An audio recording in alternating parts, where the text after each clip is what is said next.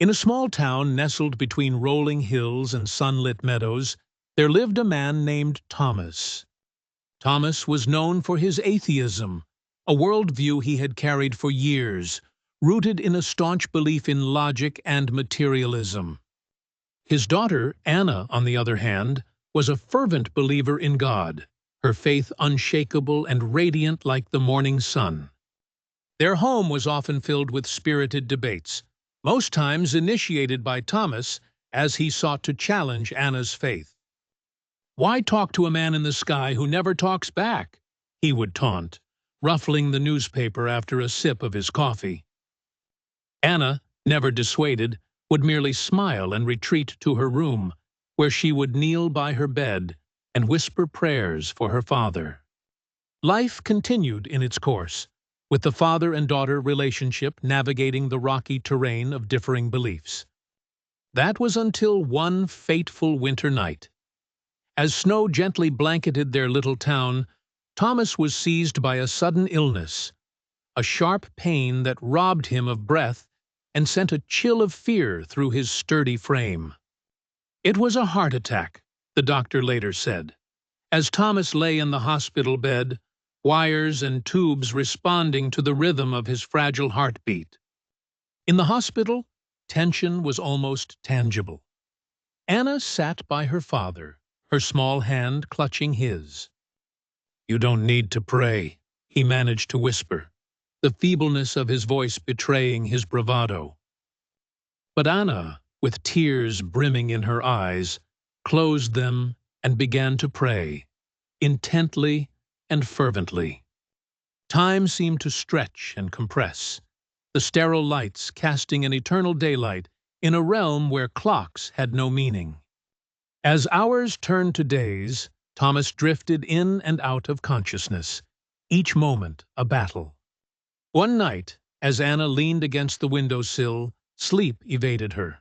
She glanced out over the town, the church steeple visible even from this distance.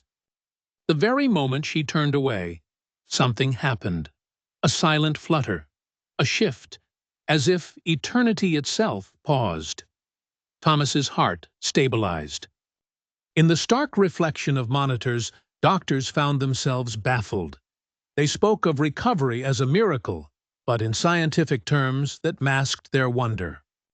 Thomas recovered, and with each day regained strength, but something else changed in him, a question that lingered whenever he looked at Anna.